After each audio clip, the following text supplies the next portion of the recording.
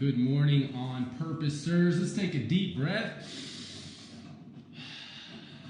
and give yourself a pat on the back because you are right here, right now for a reason.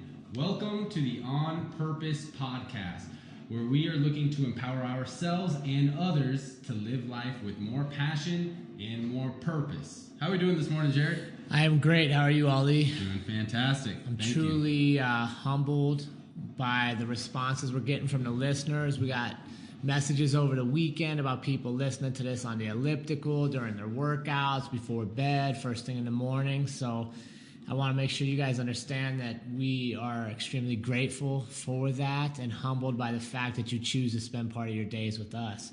So we will always aim to deliver you high-quality content the best we can with purpose and passion, and then we're going to require that you contribute a little bit. If you really want to get the most out of this, there's a great opportunity for you to grow along with us. That is absolutely right. Remember, the homework is the key differentiator of the On Purpose podcast. If you're looking to live life with more purpose, do the homework. It's working for us. It's working for the listeners that are doing the homework as well. So please get on board and live life with more purpose. We have a very fun episode today that I think that can apply to anybody. And the title of our episode is More Requires More. Yeah. So Jared, I have a simple, straightforward question for you today. Yeah. And to start us off. Yep. And that is, what areas in your life do you want more? So I think this is a good question. I think it's a good topic to just jump into because those of you watching know Ali and I are very busy. We have multiple things that pull our attention from here to there. So we're going to give you more and less today. So if you feel like we're getting to it, it is. Ali has a big week of traveling ahead for one of his businesses. But we didn't want to make an excuse that we couldn't get it done because you're busy. So we fit it in where it fits in. So we're recording a couple of days earlier than normal. It might be a little shorter than normal, but it will be good content. So remember, sometimes more is less. Less sleep, less free time, but you got to fit it in. So to answer your question, what do I want more of? A lot of my recent changes and just generally how I'm living my life is I want more happiness.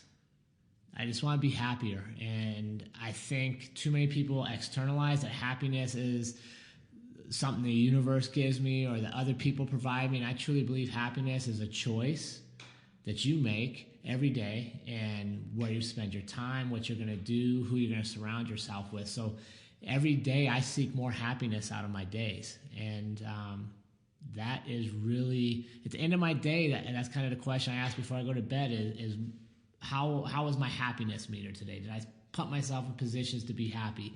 And I think when you look at that purposefully, you can even be happy in the things you don't want to do. Right? I hate cleaning bathrooms. To me, it's like the worst thing I can do all day.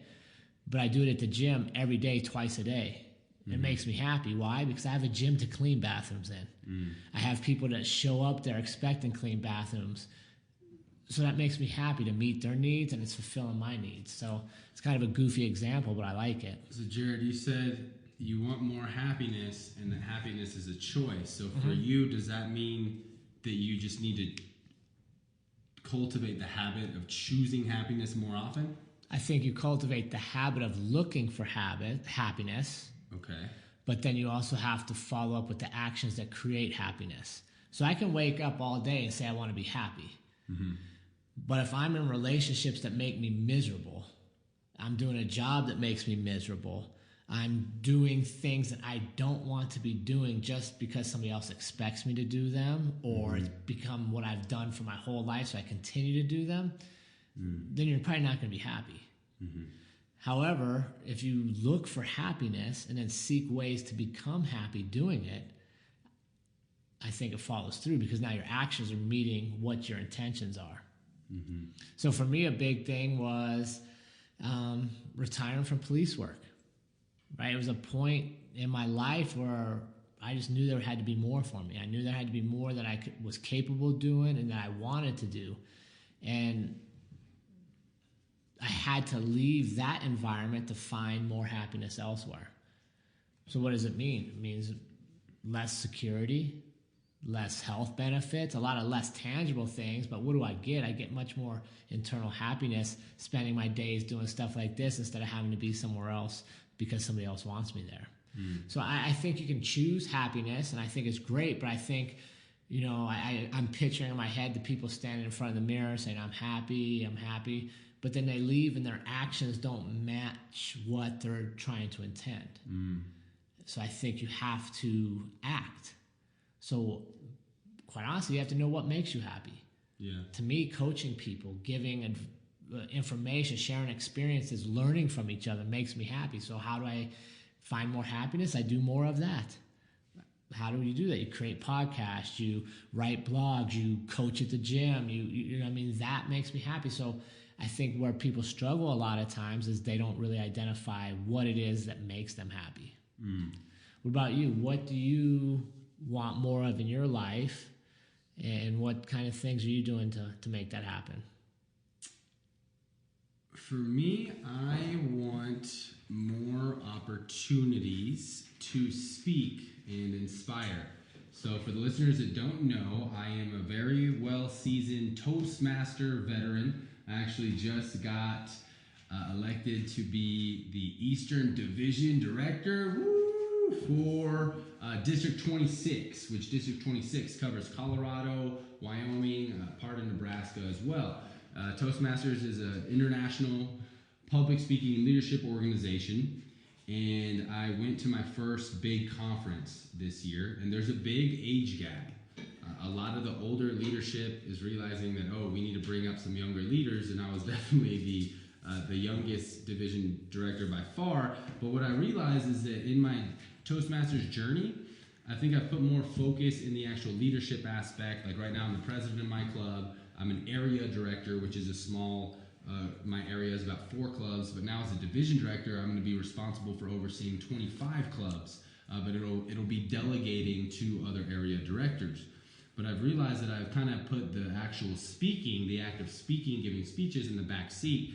And with my industry, in the cannabis industry, just yesterday I actually applied to be one of the conference speakers at the National Cannabis Industry Association conference coming up in July in California.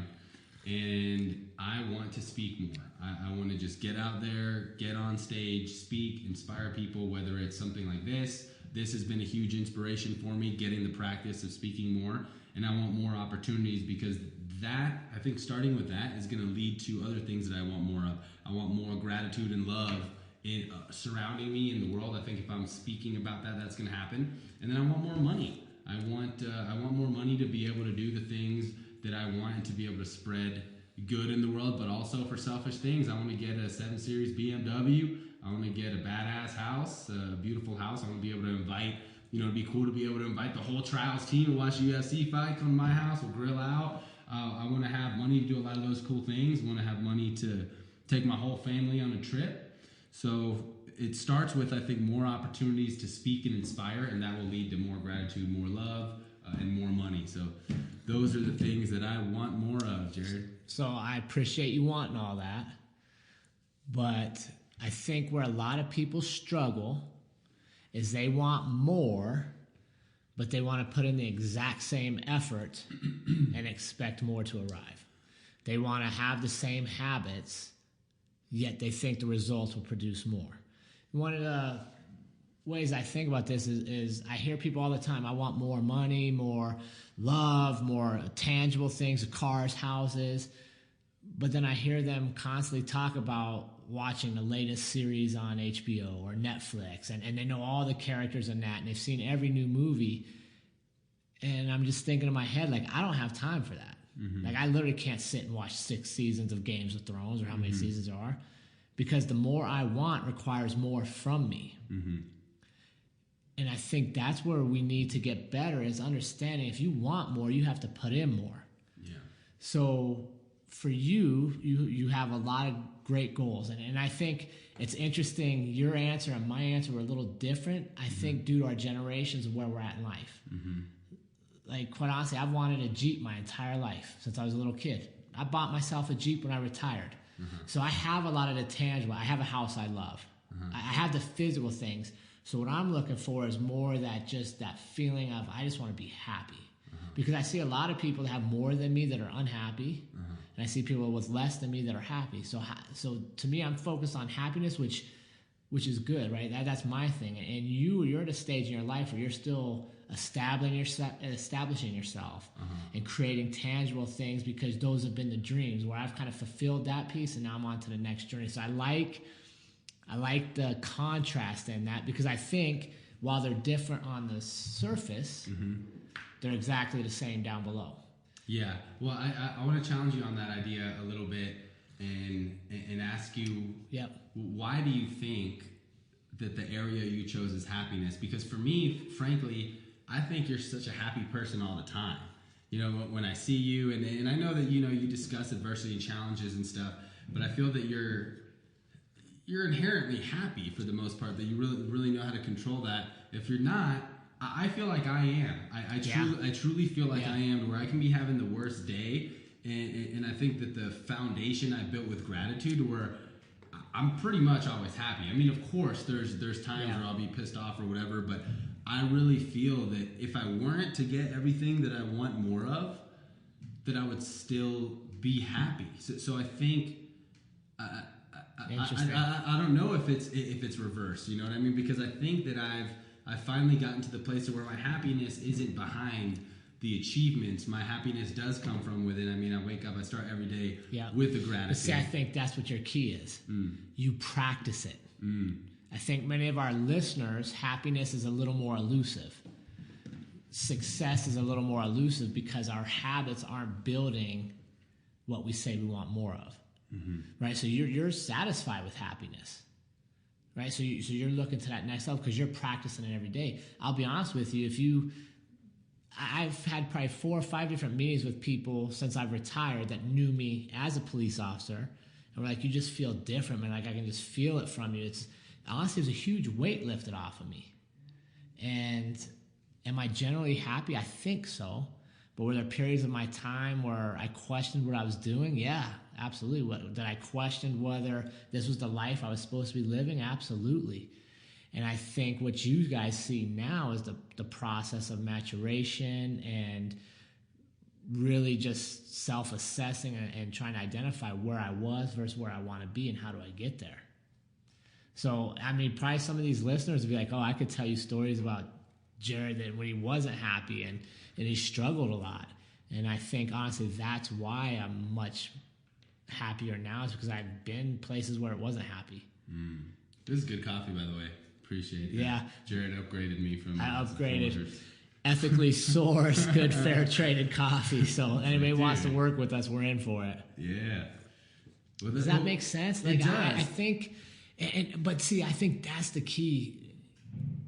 And maybe this wasn't even our topic, but I think it's a huge place, right? It's easy for people to look at you and be like, oh, Ali has this together. He has beat nails. He's Toastmasters. He dresses sharp. He looks good. Oh, he's in California. He has it so much easier than me. Yet what they don't realize is that they want the same things you want. Right. But what keeps them from getting where you are? A lot of time, it's the small habits. Right. It's the waking up early. It's the being on conference calls first thing in the morning. It's reading late at night instead of watching the television. And it's easy to say, oh, well, you look happy. You seem happy all the time. But you really don't know, like, I have to choose that. Right. I have to reprogram part of my life to be there. And it's so easy for us to look at somebody else and think their road to where they're at is easier than ours, when in reality it's probably as difficult, if not more difficult. They're just making better choices. Yeah. And they're doing smarter things with their time, because all of us wake up, well, maybe not when we wake up, all of us are granted 24 hours a day.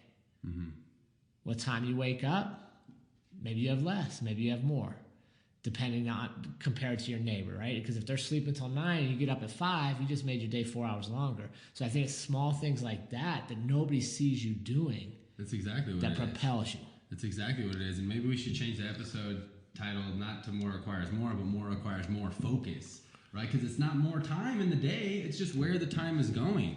So instead of watching your show every night for an hour, maybe you give up that show and that hour is now put towards preparing or planning out your next day, making sure that it's optimized, right? And it's funny you talk about the happiness, because I had somebody say something about, oh, like social media is just your highlight reel and people aren't as happy in their real lives on social media. And I was like, you know what? I disagree. I'm happier in my life than my social media shows. And I know I only put a lot of positive things on my social media, but I share some things, and I think that it's a very simple concept. That, like you're saying, we have to choose it. And I'm grateful for you being very vulnerable and sharing that, in my police time, and I can imagine, your job was, it really resonated with me on a previous episode when you're like, our job is to find the bad. Like, that's what we were conditioned all to do. day, every day. That's, that's intense. But now I think, and maybe you haven't even realized it, but now you truly are a shining light as a coach, as a person, to where you exude this happiness and positive energy, to where that's why it was interesting to me that you chose happiness, because to me, I feel like that's already, like, you're kind of like this fountain of positive energy and happiness. Yeah, that's interesting. And as you say it, one, I appreciate those words, but I also think back to why I chose happiness. And your probing deeper made me think deeper. And I guess here's where I'd go to. Since my 20s, I've had a great career. I had a steady salary, more money than I ever thought I would make, more than most of my family made. So I've had physical things my whole adult life. What I haven't had, happiness. Mm-hmm. I haven't had great relationships with other people. I haven't had the friendships and the vulnerability to just be real with people, because as a policeman, you put up barriers. Mm-hmm. You put up walls. It's part of that lifestyle. And unfortunately, it's part of the lifestyle and the job that takes many of them to their grave far too early in life. Mm-hmm. And as I've gotten older, I was like, okay, I got to change this. Like, this can't be me. And I've purposely sought out ways to become more happy and to fuse happiness with others, and to really show that it is a choice. And it is an option for you if you want to see it, you want to create it. But it's not easy, and it's nobody else's job. Like, I can't wake up every day and go, oh, I want to be happy. Man, I hope Alex and Ali make me happy today. Yeah. Right? Because you might, but you might not. Yeah, you can't depend on that. Your job is to be happy and to find happiness in what it is you're doing. And if it's not there, switch. Like, life is way too short to just be miserable. And I think for me, it's been, 20-something years of progress and seeing the world a little differently. Yeah. Wow. But we're also at a great time is in our society where we're actually, for the first time in my life, reflecting on stuff like that. Before, especially as males, all that was modeled for me and all that was expected from me was be thankful you have a job. I don't care how bad it is or how unhappy you are. You show up and you do it every day until you retire, and they'll take care of you. Mm-hmm. And then somewhere along the way, we're like, wait a second, our parents didn't get taken care of. They did all that. They retired. They didn't have enough money to live. And, as much as people want to bag on millennials, I learned a shit ton from millennials because they put themselves first. And they balance out, hey, I'll work for you, but it's got to benefit both of us. Whereas my generation, you hired me, I'd run through walls for you to my own detriment, thinking down the road I'd be taken care of, when in fact it didn't turn out that way. Mm. And now we're kind of balancing. Now I think, like, for us, it's a great opportunity to blend the millennial thought process and actions with the more, I would say, conservative work ethic from my generation, and find the middle. Mutually beneficial, productive relationships where both people can be happy, or be honest enough that it's not working out and we move on. Right. Go check out the Selfless versus Selfish podcast for more insight on this specific topic. Yeah, no, it's good. And I'm excited. Like, I love watching you chase your dreams, because when you chase more, I get more. Right? And it seems kind of ironic. I think a lot of people are like, wait a second, how can Ali get more and you get more? because we have a great relationship, and I love your success. And when you succeed, I learn something from how you succeeded. And if you come up short, I'm going to learn something from what you did, and then I can apply it to my life. But it's because we're both moving forward that I can see it in that light. And I think for a lot of our listeners, I want you to think about the people in your life when you tell them you want more, they try to limit you or tell you all the reasons it can't happen, the obstacles, the hardships. And when you really think about it, the majority of the time that information comes from somebody who doesn't want more in their life. Mm-hmm. So instead of being like, all these more helps me get more, I see all these more as taking from me. Now I have less. If we had that kind of relationship, this wouldn't work. Right? But because when I succeed, you succeed. When you succeed, I succeed. Alex succeeds. Man, that is truly, if I could convey one theme through this podcast for this week, is to look at those around you that want more and jump in with them. 100%. Jared, why can't everybody have your mentality? That's interesting, man. No, I think we can, dude. Yeah. And I think this podcast is going to help people. Yeah, you're right. Like we have Circle of Five, a mentorship group we run. What is that? That's us sharing our desire for more with other people who want more. And I think as we connect more and more through the YouTube full videos, through the highlight reels we have out there, through our Instagram, our Facebook, like join the community. If you want more, put yourself in circles where other people want more. Mm-hmm. Period. Yeah. Like, I think sometimes we have this big idea that it's so hard for us. Right. It's simply, who do you spend your time with? Go back to our Circle of Five podcast. Yeah. I spend more time with this dude right now than probably anybody else. Right? And it was funny. It came up at the gym the other day. Coach Ryan Schultz, the Lion, look him up. He's a gangster. I love that dude. He was like, he started talking to me about you. Your fight goals, your dreams, where we got to push you, what do we got to improve upon? And he stopped and he's like, wait a second. You know him better than I do already, right? And it's because we invest in one another and we invest in making each other better that we get better in all facets of life. Yep. Choosing where to spend our time, definitely. And your energy, bro. Yeah. Right? Like, I'll be honest, if you were dragging me down, I would hate this podcast. If you knew that I was going to come in and be Debbie Downer and it's Monday morning, how fun would this be? Yeah. And who the hell would listen? Nobody. Right? So if you're on the elliptical right now, you're growing, make a connection with the dude on the elliptical next to you. Right? Because he's trying to grow. Like, let's move past where we're at and see where we want to go. Yeah. Much appreciated. Thank you for that was awesome. I wanted to ask the next question, especially for our listeners to get some insight, and that is, well, before we jump into that real quick, I remembered I wanted to play a little devil's advocate, and talk about if you don't want more, because a big movement right now is meditation, right? Simplicity. There's these mini houses and really simple life. So this can apply to anyone. If you want more simplicity, right? If you want more, less is more, right? Let's say you want to get rid of your clothes and be in your house and be a traveler or whatever. You can also set up to have more of that as well. So I just wanted to put that out there, that this doesn't mean this podcast isn't just for people who want more money, more this, more that, as far as gain, but it can be also gaining more of needing less, right? And I think that starts with gratitude. I heard an awesome speech recently that said gratitude is the antidote to feeling like you don't have enough, right? We don't have enough time. Because we don't have enough time, we're not making enough money, we don't have enough friends. But if you really focus on being grateful for what you do have, that will make you feel like you have enough and then give you more to be grateful for. So just want to touch on that it's not always about being more. But if you do want more of whatever it is, Jared, for you, for happiness, what are you willing to do? What are you willing to sacrifice? What work are you willing to get done in order to get more of that?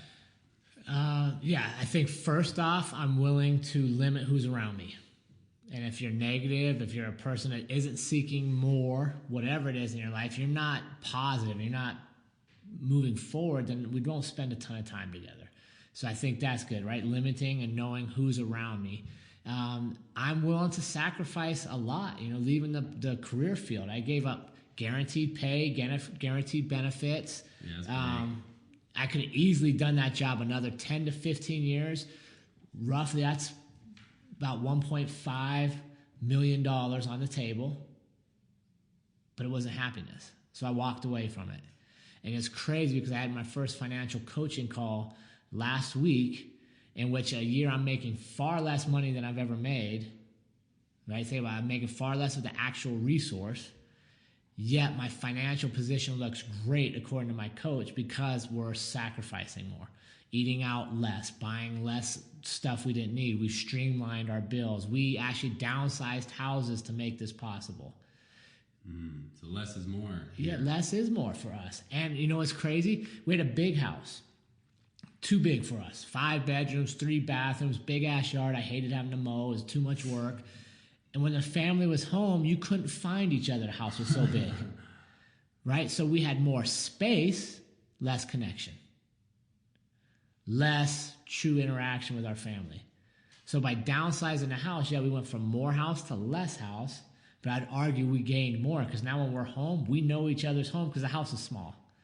So we interact more. We spend more time together when we're together. So by going less, you can actually get more as well. So for us, it was a big sacrifice, selling houses, downsizing, tangible things, but internally the happiness is far greater than any of those things. Yeah. What about you? What do you find you're sacrificing? If you had to say one thing you're really sacrificing in your pursuit of more, what would you say it is? Comfort. Yeah. Comfortable living. I'm addicted to uncomfortable. I mean, I like to get on stage. I like to, I'm about to get in the cage here in a few months and doing all these things, and I sacrifice comfort. I don't say this often, but just to give people perspective, not to brag or anything, but I graduated from a great major, Texas Tech University, and I had a lot of opportunities that I worked hard for and earned. And when I moved up to Denver, I remember the call. I got offered a $80,000 salary at 23 years old, and I countered because I'd brought in so much bigger, and I was like, I need $100K. I need that 6 figures. And I remember being on the phone with the VP of the company. He's like, all right, man, I'll talk to the Jeff, the CEO, and he came back. He's like, all right, dude, like Jeff said he has. I was like, yeah, got $100K. I mean, I thought I was on top of the world, Right? And it was only going to go on from there, right? In the oil and gas industry. And the true catalyst was I actually got laid off. But it would have been real easy to go back to Texas and get another job and pick that right back up. But I was like, nah, I'm leaving. I know what I want to do. I know I want to be in the cannabis industry. I know I want to be a pioneer. And that's comfortable. I was comfortable getting those checks, not having to worry about it. When I started my business, 7 months, I depleted all my savings. Didn't pay myself $1 when I first started my business, and it was like, oh my God, did I just fuck up? My parents were like, what are you doing? Like, we paid for your degree. Like, what are you doing? And it was very, very uncomfortable leaving all that. And aside from the money too, relationships, like I sacrificed my social life. Really didn't go out hardly. I didn't have friends. I was a loner. When I started my business, it was I didn't even have trials. My tribe, it was like straight. I sacrificed basically everything that was comfortable, the people, the money, everything to really get started. And once I was able to get to a certain point, I could do a little bit. Like in those days, there's no way I could afford to even go to trials. Yeah. And it sucked because I had to miss trips with friends, or some weddings that I couldn't make because I couldn't afford it. And that was a big blow to my ego that I had to swallow. I was this kind of big shot young oil guy for a little bit, and then it's like I didn't have money to do anything. I just had to focus on my business, and I'm still willing to sacrifice that to get to where I want to get. I have massive goals because I know that I've been putting in the work and I've been making the sacrifices to achieve those. On the gratitude standpoint, DATGRAT, #DATGRAT, we have a goal to inspire 1 billion people to practice daily gratitude. And I set these to some may think astronomical numbers because I'm willing to sacrifice that, right? I'm willing to sacrifice my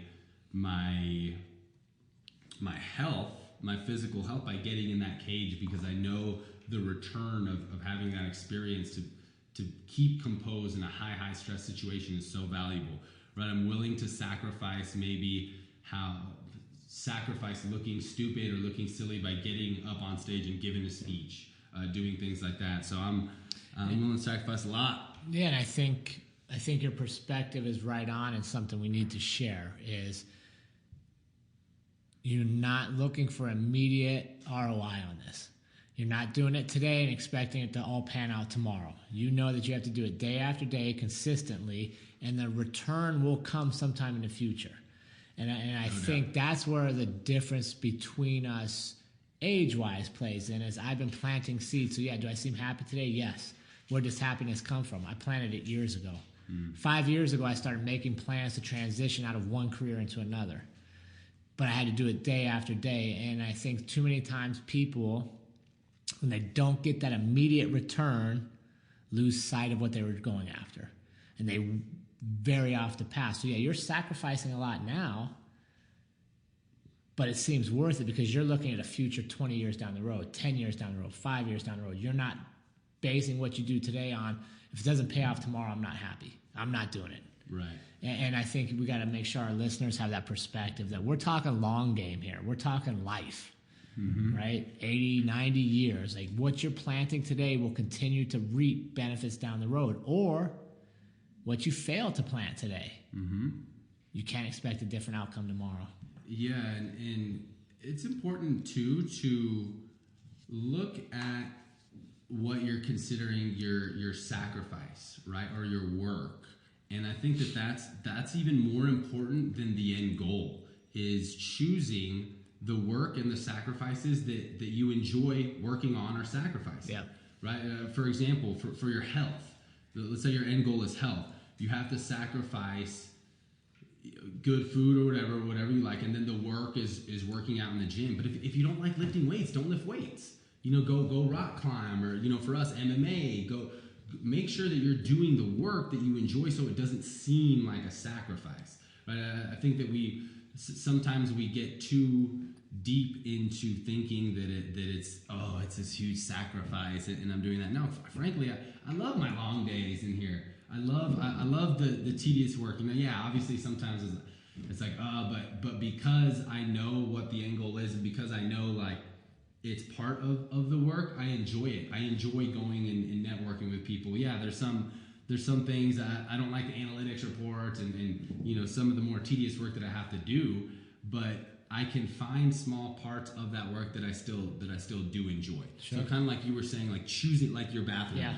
Choosing happiness even in the tasks of what may seem like a sacrifice. If that makes sense. No, 100%. And having perspective that you're planting seeds for many years down the road. Right. Good. Investing long term. Well, I hope you guys understand what we're after in this one, and that's that if you want more, and I don't care what your more is in life, it doesn't have to be the same as ours, you have to be willing to do more. It's just a fact of life, right? You can't get more out of life by putting less in. And even if you win the lottery, say by God you're that one person that wins the lottery. Look at the stats on the lottery winners that are bankrupt, that are suicidal, that are unhappy. Why? Because they didn't do any work for it, right? You will genuinely enjoy and like what you work for far more than what you happen to stumble into. 100%. So let's spend this next week looking for what we want more of in our lives, and thinking about what kind of sacrifices that more is going to have to take. Yep. All right, so we're going to wrap this one up a little quicker than normal because my man Ali's got to get hitting the road. So I think that is the homework, right? Yep.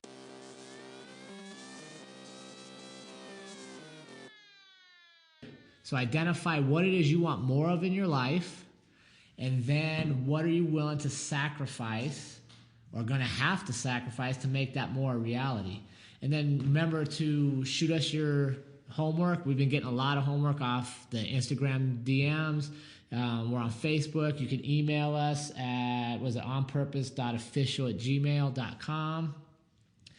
And we would be glad to work with you and help hold you accountable. Remember, we're not going to share necessarily the homework on the podcast itself, but we will reach out to you individually. And this is an accountability format. So, you got anything else for him before you take off, Traveler? Just, it's a no-brainer to get the homework in, especially you're going to get feedback from Jared and myself, and we're going to help you live life with more passion and purpose. So get it in. You're only hurting yourself by not doing it. Yeah, so we're going to learn together and grow. Yeah. Right? Yeah. Just like we talked about earlier, put people that want more in your circle of people that you're spending time with, and that's what this is all about. So, good. All right, guys. Remember, team life is far too short for us to live any other way than on purpose. We will see everybody next week. This has been the On Purpose Podcast. If you'd like to follow up on this week's action items or give your feedback, please reach us by email, which is in the description below.